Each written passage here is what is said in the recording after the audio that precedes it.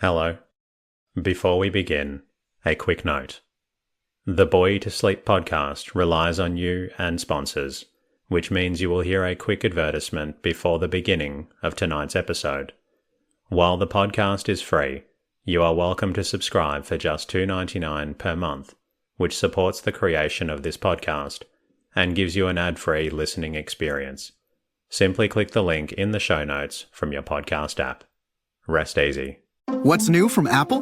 There's the new iPhone 16 Pro, built for Apple Intelligence. And it comes with the all-new camera control, giving you an easier way to quickly access your camera tools. The new Apple Watch Series 10 has our biggest display and our thinnest design ever. And this? It's the sound of active noise cancellation, now available on one of two new AirPods 4 models. So quiet.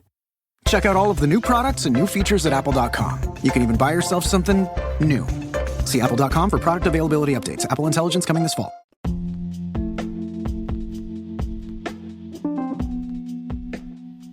Hello. Welcome to the Bore You to Sleep podcast. The podcast that will hopefully help you get to sleep.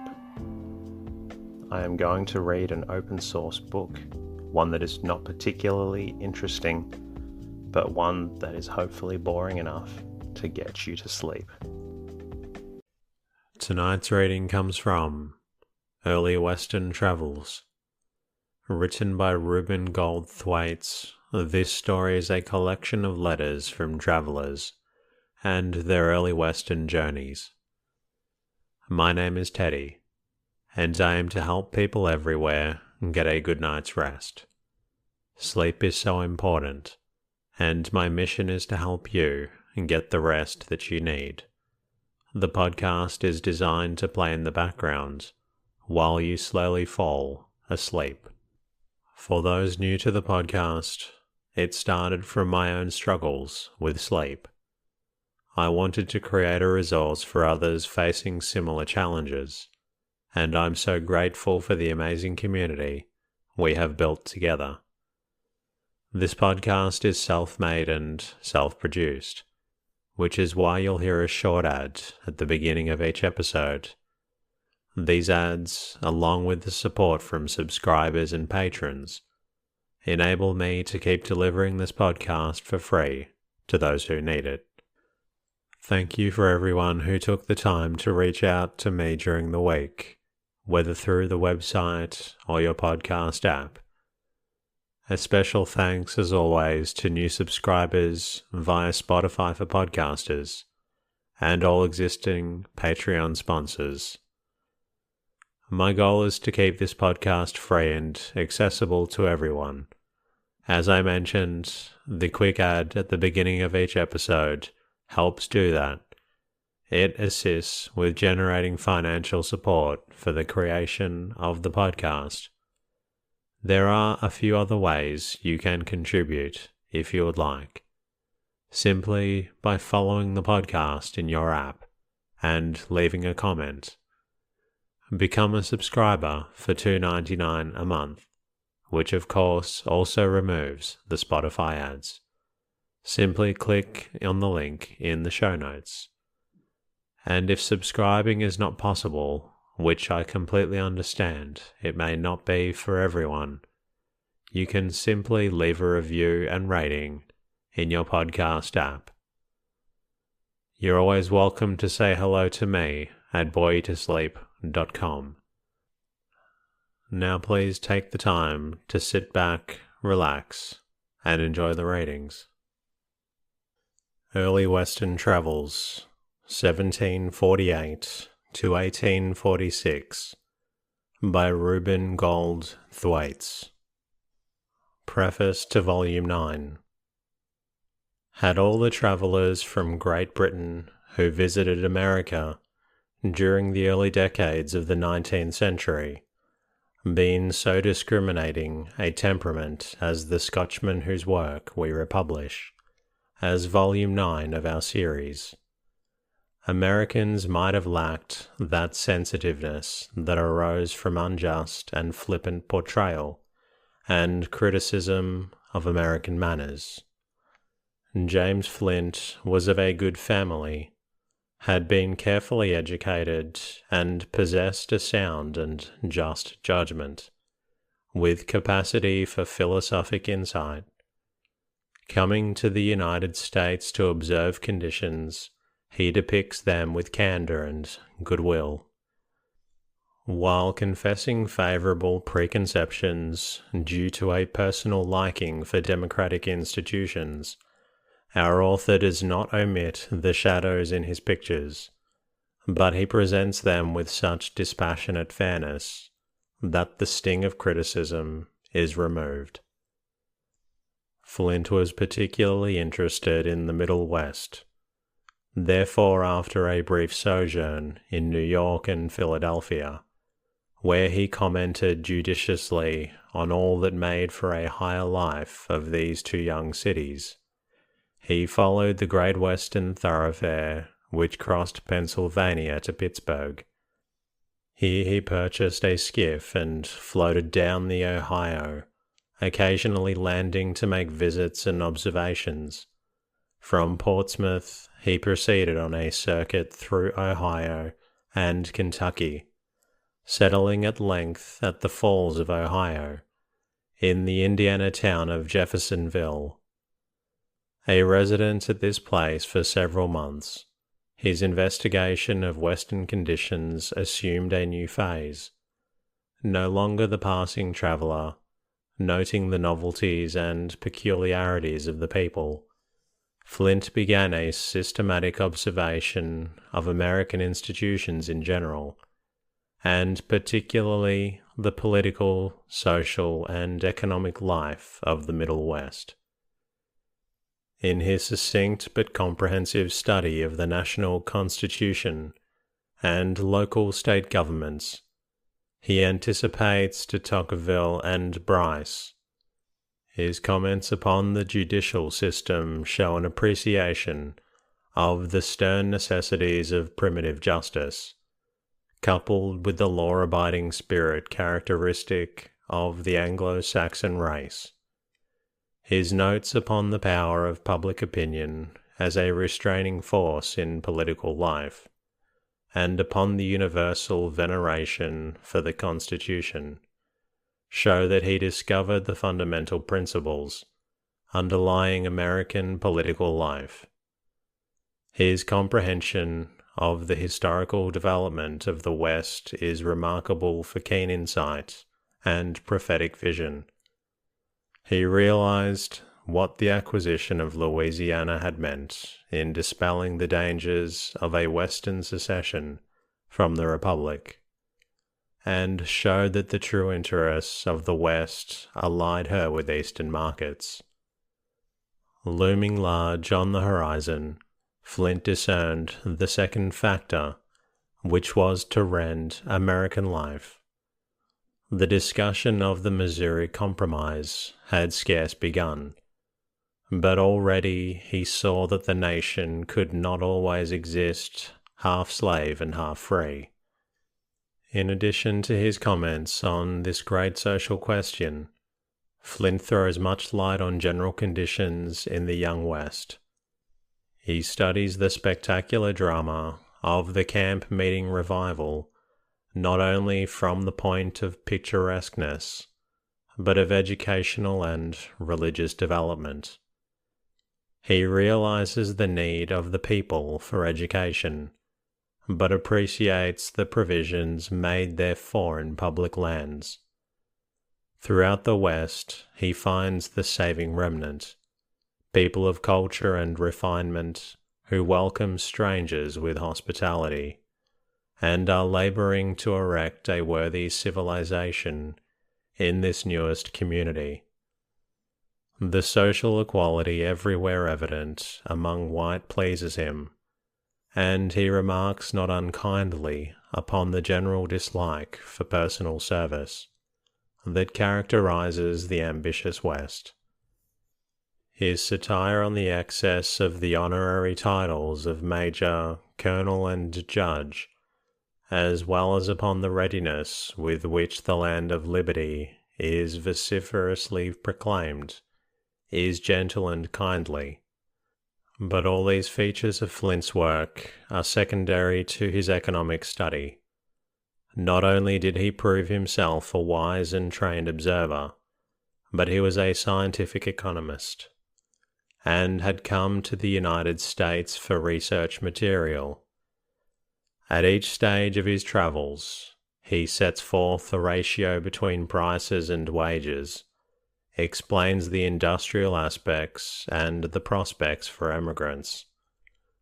Already, he tells us, nearly all the best land of Kentucky and Ohio is taken up. Settlement is flooding Indiana, Illinois, and Missouri, where cheap lands are yet available. He shows the sanitary disadvantages of this newer, more reeking soil, as against the possibilities it offers to the emigrant to secure the profits of his own industry.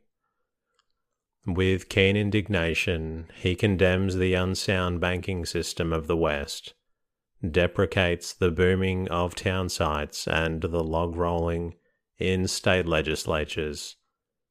But in the face of criticism, and as though eager to forestall unfavorable judgments, he contrasts American conditions with those of Great Britain, with no undue favour for the latter, reminding his English readers that here are no boroughs to monopolise business interests, no clergymen to control education, no nobility to exact special privileges.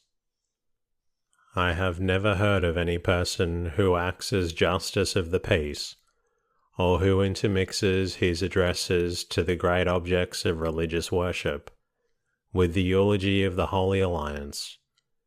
The farming interest has no monopoly against manufacturing, nor has the manufacturing any positive prohibition against the farmer.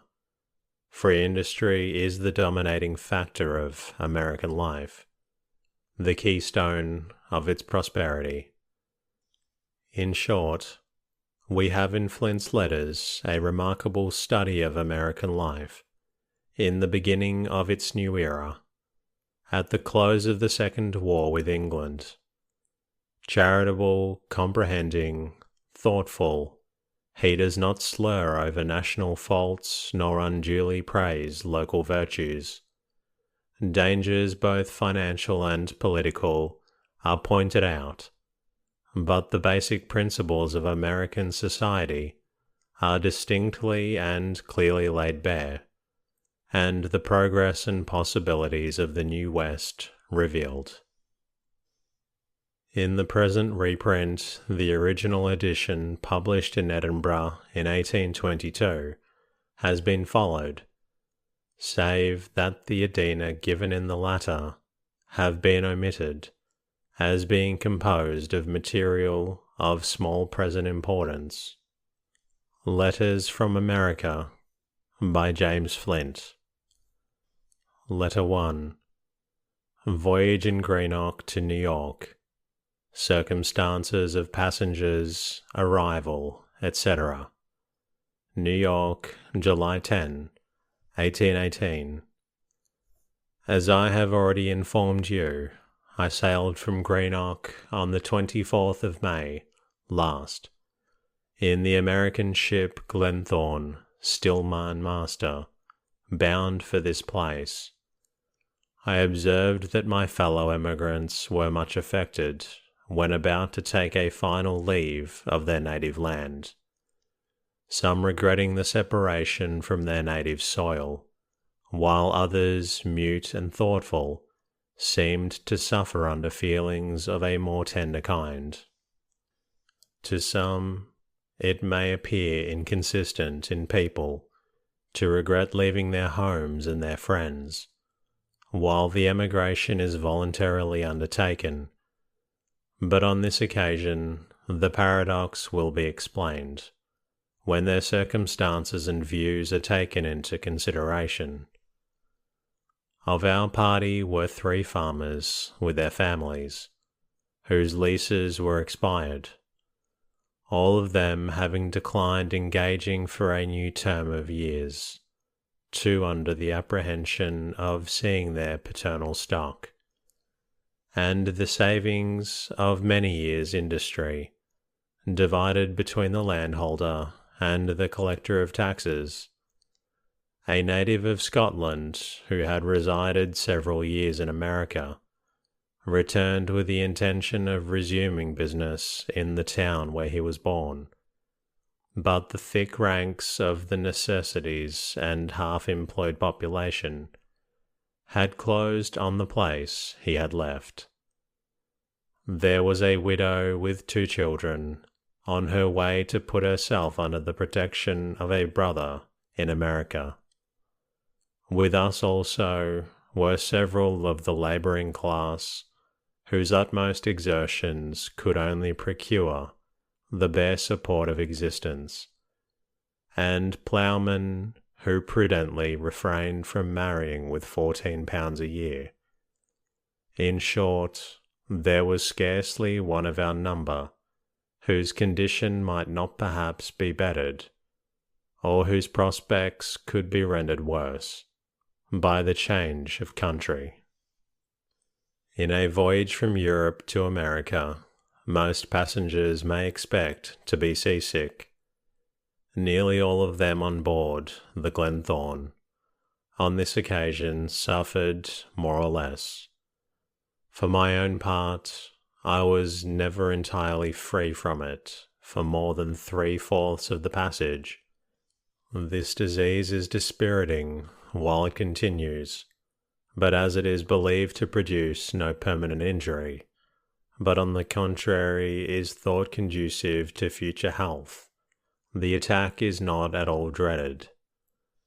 People unaccustomed to the seafaring life, or to carry with them those kinds of provisions to which they have been previously accustomed, as the stores of the ship soon become loathsome to the sick, potatoes will be found acceptable when the caprice of taste rejects almost every other food, and walking on deck is of service, as the air is better and the pitching of the ship is considerably less felt than below.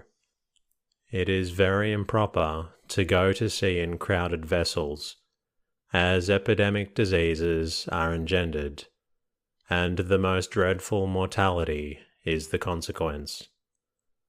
The law of Britain, which allows only 1 passenger for every 5 tons of burden in American ships, including seamen, is a most beneficial regulation, and while in American bottoms the cabin passenger pays L21 and the steerage passenger L12, the expense cannot be complained of, while health and comfort are taken into consideration.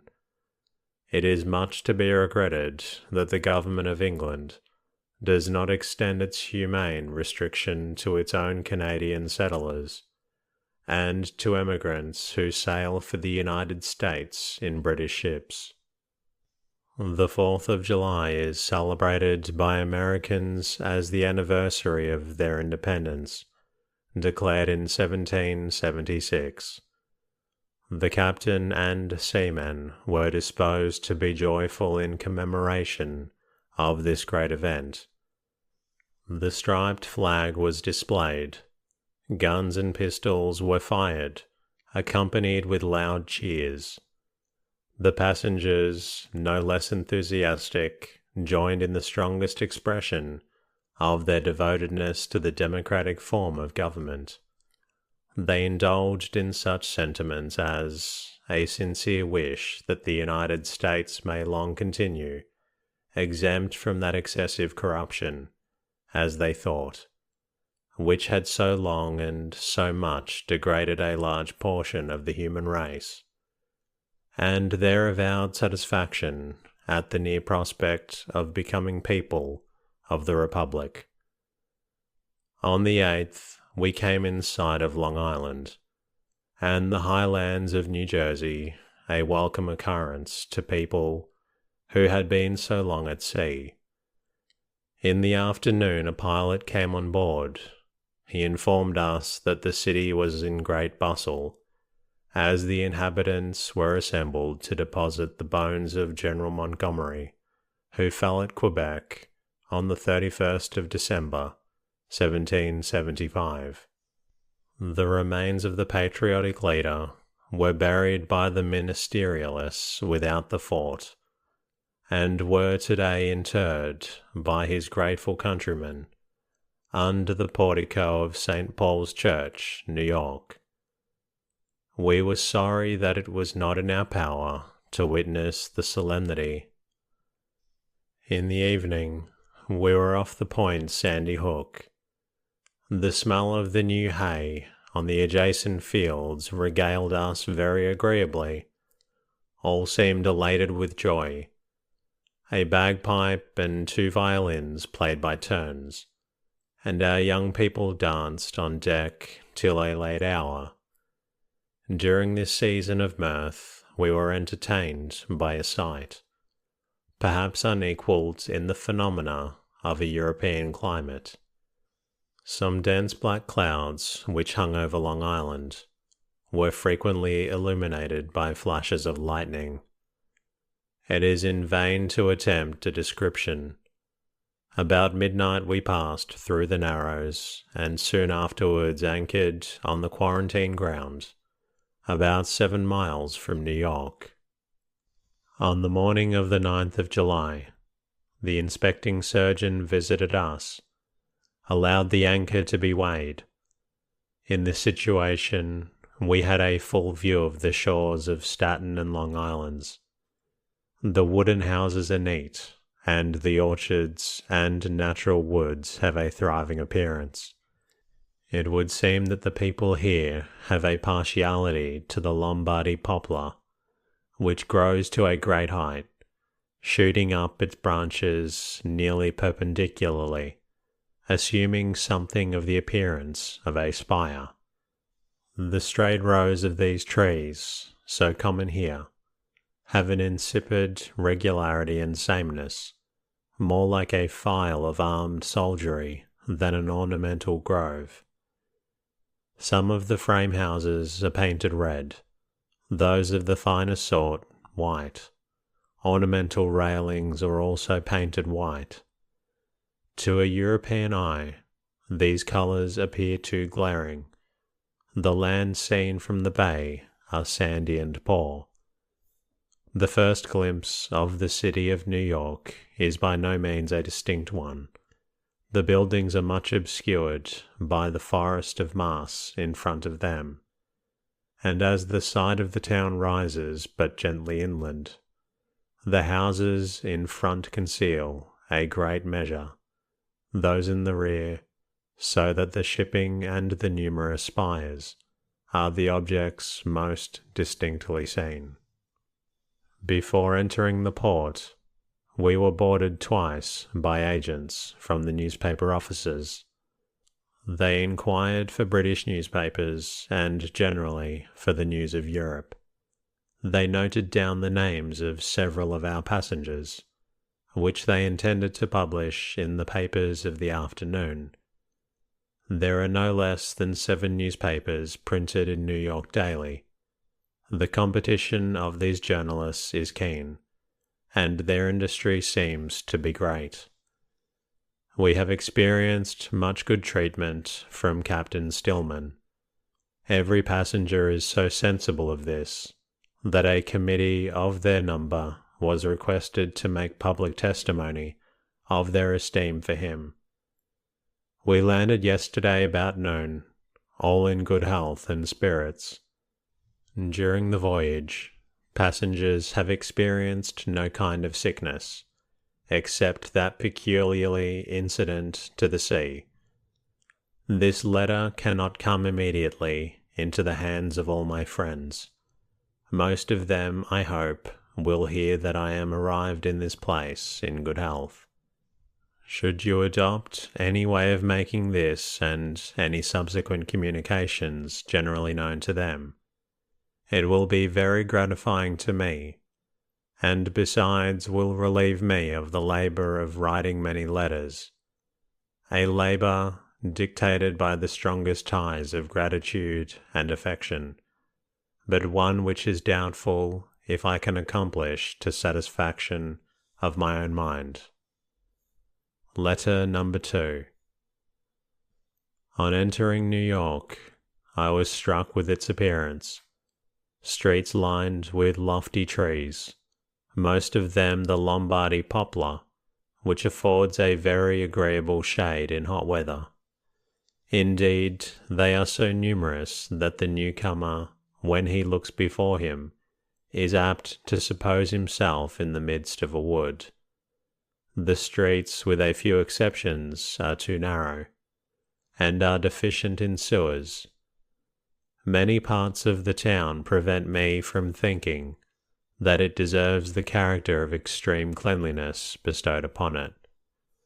The greater part of the houses are of brick, neatly built, but to eyes accustomed to towns of hewn stone, New York has, on the whole, what may be called a gingerbread appearance. The markets here are amply supplied with fine vegetables, and an immense variety of excellent fish, a great proportion of which are sold alive.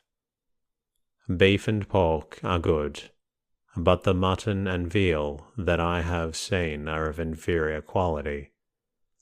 Marketing is carried on more after the manner in some English country towns. No servants, but masters attend and carry home the provisions. Beggars do not abound here as in some countries of Europe. I am told that every man who is able to work can earn $1 per day, and that his board costs $2 or $3 per week. Thus it is in his power to banish every appearance of poverty, and to save some money, provided he is disposed to economy. Mechanics have good encouragement. Joiners 1 3/4 and macers $2 a day. They usually pay $3 or upwards a week for their board. Many of the necessaries of life are here purchased at high prices. Woolen cloths and most articles of wearing apparel imported pay duties varying in different cases, from 25 to 33%. In transacting with the merchant and the tailor, farther American enhancements may be calculated upon. Washing and dressing of shirts, neckcloths, etc., cost $1.50 per dozen. Everything that an American does must be liberally paid for. This tends to render living dear, even where provisions are cheap. Some imported articles as silks, wines, foreign spirituous liquors, teas, sugar and coffee are much cheaper than in Britain.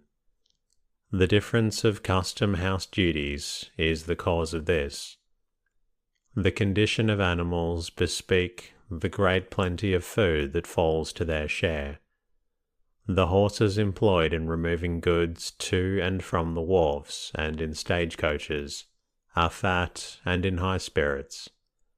They are not so rough-legged, so broad, or so strong-limbed as the draught horses of Britain, but they are better adapted for speed.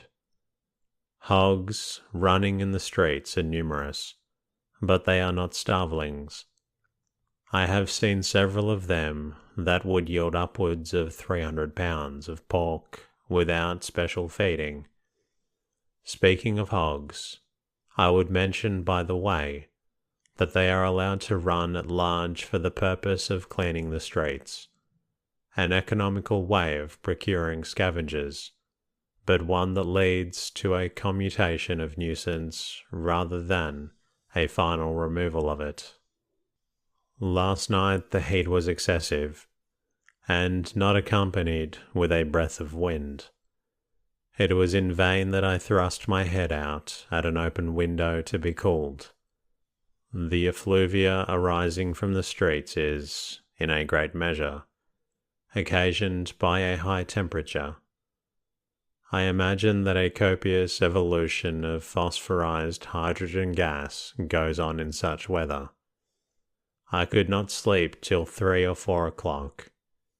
This morning I heard that some people who had suffered from the heat and stillness of the air had stretched themselves on carpets, or sat by open room doors or in passages.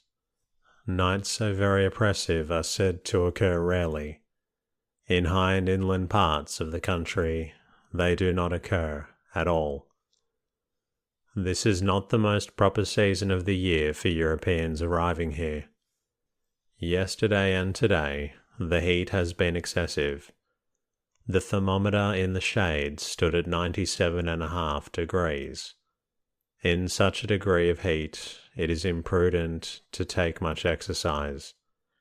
The temperature of the human body being lower than that of the air, the former is deprived of the cooling process usually produced by evaporation. Should the heat of the blood be increased in such a case, fever commences. We had an example of this in a young man, one of the emigrants on board the Glenthorne, who exerted himself too much in getting baggage ashore. He was this day removed to Brooklyn, a high-lying village on Long Island, about a mile from New York. Transitions from heat to cold are perhaps still more dangerous. Of late, 11 persons have died in the city by drinking cold water. Several of them were strangers newly landed. Water should not be drunk immediately from the well, but should be allowed previously to stand for a few minutes in the air. It should be taken in small mouthfuls, and these heated in the mouth for 2 or 3 seconds before swallowing. Precautions of this kind ought to be strictly attended to. While heated by exercise or the sun's rays, spirits are often mixed with water to prevent the injurious effects of the latter. This corrective, however much extolled, ought to be taken in very small quantities. Here, as in Britain, there are so many who resort to spirituous liquors as the sovereign medicine, both in hot and in cold weather. Strangers lodge in boarding houses and are charged from $3 to $20 a week. I have got lodgings in a good one, where I find interesting company. Previous to our meals, a servant rings a small hand bell, summoning every lodger to the public room, where we all eat together. A polite, well-dressed hostess presides. This afternoon much thunder was heard. After twilight the lightning flashed incessantly, so that the illumination was almost permanent. Thunderstorms in America are more frequent, more severe, and often accompanied with greater rains than in Europe. A respectable gentleman of Delaware County in this state told me that during a thunderstorm there, he laid his watch on the table and found that 1 hour and 48 minutes elapsed without one cessation of sound. He thinks it probable that the peal lasted about 2 hours, as a few must have passed before the idea of noting the time suggested itself. This evening, after dark, I was surprised to see a large object standing in the centre of one of the principal streets on approaching it. I discovered that it was a frame house, with a wheel affixed to each corner. Its length was about 22 feet, breadth about 16 feet, and 2 stories high. I am just told that much larger buildings than this are often dragged off by horses, with their roofs, floors, plaster, doors and windows, entire furniture sometimes included, This sort of removal happens at the expiry of leases of small lots, where the occupier is not bound to leave the buildings. For 2 past days, the skin of my face has been spotted, accompanied with blotches and with partial swelling. This is called the prickly heat, from the pungent feeling that attends it. A medical gentleman has told me that this has been occasioned by a sudden cooling, which has put a stop to perspiration. He congratulated me on having escaped a fever. It was the afternoon, and I arrived at New Utrecht, a village near the southwestern extremity of Long Island. On leaving New York, I crossed the ferry to Brooklyn by a steamboat of singular construction. This vessel is composed of 2 hulls, at a little distance from and parallel to one another. They are connected by deck common to both. The water wheel, turned by a steam engine, is placed between the keels of the boats. There is a rudder at each end, so that she can cross and recross without putting it. A stagecoach runs from Brooklyn to New Utrecht. The distance is 9 miles, and the fare for one person $half. This coach, like the other public ones of the country, has no glass windows in the front or the sides of it. These parts are furnished with curtains, which are let down in bad weather. The coach is long, containing 4 seats that run across, and travellers sit with their faces forward, as in the pews of church.